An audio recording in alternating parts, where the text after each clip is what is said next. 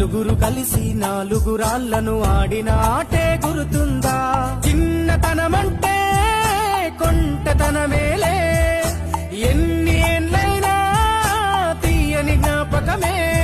ఈ మానవ జీవన పయనంలో బాల్యం అద్భుతమే, మన బాల్యం అద్భుతమే. వీరి వీరి గుమ్మడి పండు వీరి పేరేమి, తాగుడు మూతలు దండాకోర్ వీరి పేరేమి.